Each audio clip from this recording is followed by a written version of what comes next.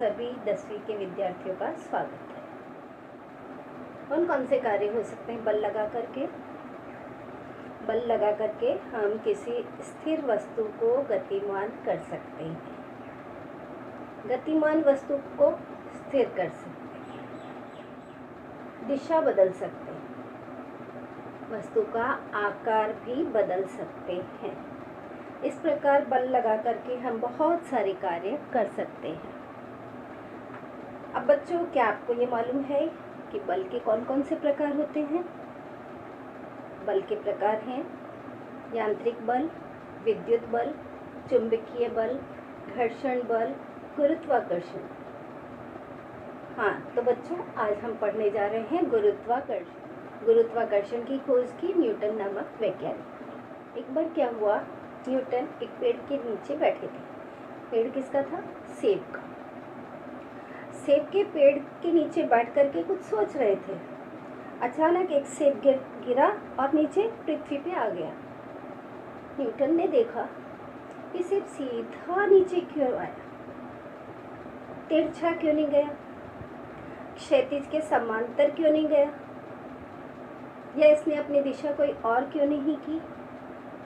बहुत सोचने विचारने अर्थात विचार मंथन करने के पश्चात न्यूटन को यह ज्ञात हुआ कि पृथ्वी उस सेब के ऊपर कोई बल लगा रही है, जिसके कारण वो सेब सीधा पृथ्वी की तरफ आया। अब अगला अपना टॉपिक है बच्चों, वृत्ताकार गति और अभिकेंद्री बल। ये देखेंगे आप, मेरे हाथ में ये क्लिप है। क्लिप को मैंने धागे से बांध रखा है।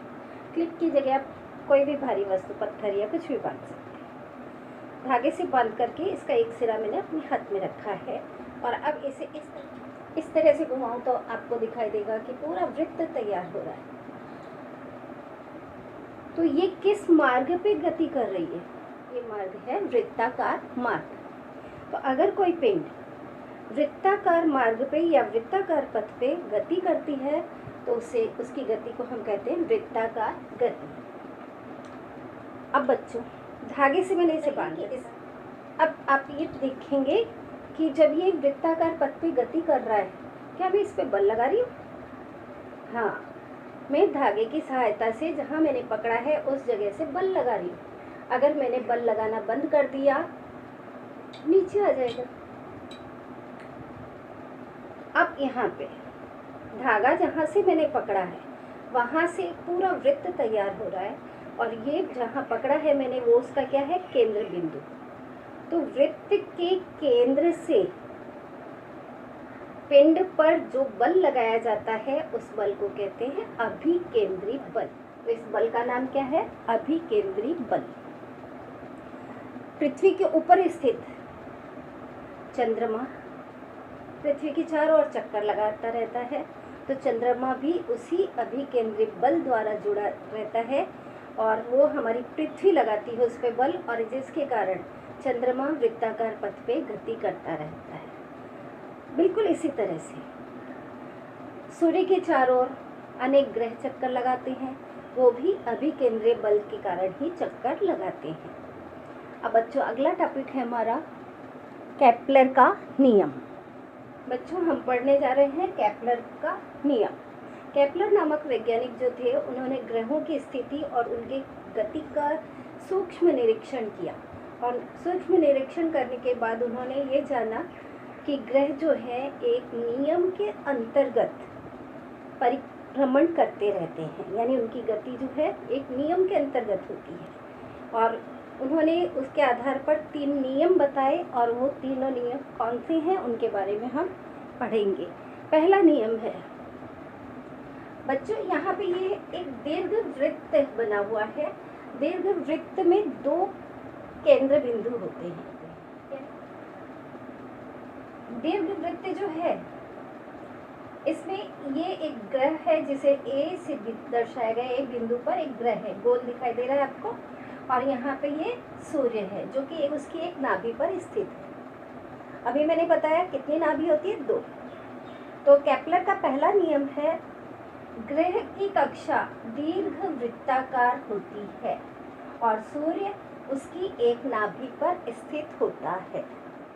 दूसरा नियम है बच्चों, ग्रह को सूर्य से जोड़ने वाली रेखा दिखाई दे रही है आपको, AS। ग्रह को सूर्य से जोड़ने वाली रेखा समान समयावधि में समान क्षेत्रफल व्याप्त करती है। अब ये ग्रह की स्थिति A स्थान पे है, यहाँ पे C स्थान पे और यहाँ E स्थान पे। जितने समय में A से B पे जाएगी उतने ही समय में C से D तक जाती है और उतने ही समय में E से F तक जाती है। जितने समय में ये जा रही है A से B, C से D और E से F पे, तो उसके द्वारा घेरा गया क्षेत्रफल सूर्य के से लेकर के हम वो क्षेत्रफल ज्ञात करते हैं। तो क्षेत्रफल कितना होता है, इन तीनों जगह का क्षेत्रफल समान होता है। देखने में आपको ये पर तीनों का क्षेत्रफल कैसा है, समान। इसकी दूरी कम है, यहाँ दूरी बढ़ गई। तो दूसरा नियम। तीसरा नियम है बच्चों, सूर्य की परिक्रमा करने वाले ग्रह के आवर्त काल का वर्ग ग्रह से सूर्य की औसत दूरी के घन के समानुपाती होता है। आवर्त काल बच्चों, जितने समय में वो उसका चक्कर लगाता है उसे कहते हैं आवर्त काल। आवर्त काल को हम T अक्षर द्वारा दर्शाते हैं। T बराबर आवर्त काल, और ग्रह की सूर्य से औसत दूरी को हम दर्शा रहे हैं R से। तो R क्या है, औसत दूरी। किसकी औसत दूरी है, ग्रह और सूर्य के बीच की औसत दूरी। अब तीसरा नियम मैंने क्या बताया, ग्रह के आवर्त काल का वर्ग ग्रह की सूर्य से औसत दूरी के घन के समानुपाती होता है। तो आवर्त काल का वर्ग, आवर्त काल को हमने किससे दर्शाया, T से। तो T का वर्ग किसके समानुपाती है, R के घन के, यानी औसत दूरी के घन के। औसत दूरी क्या है, R, और उसका घन यानी घातांक 3। ये केपलर के तीसरे नियम का सूत्र है। अब बच्चों इस सूत्र को आगे सरल रूप करते हैं तो हमारे पास क्या प्राप्त होता है, T²। समानुपात का जब चिन्ह हटता है तो उसके स्थान पे बराबर का चिन्ह लगता है और एक कोई स्थिरांक लगता है। तो यहाँ समानुपात का चिन्ह हटा रहे हम, यानी बराबर, और स्थिरांक लगेगा K यानी कांस्टेंट, और R की घाते 3। इस R को हम इधर ले आते हैं, R इधर गुणा में है, इधर आएगा तो भाग में बदल जाता है, यानी R की घाते 3 बराबर क्या, K। ये केपलर का 3 नियम। इस तरह से बच्चों हमने केपलर के कितने नियम पढ़े, 3।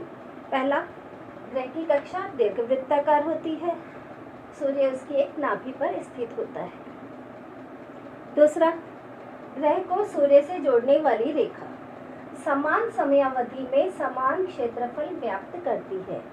और तीसरा, ग्रह के आवर्त काल का वर्ग ग्रह और सूर्य के बीच की औसत दूरी के घन के समानुपाती होता है। बच्चों आज के लिए इतना।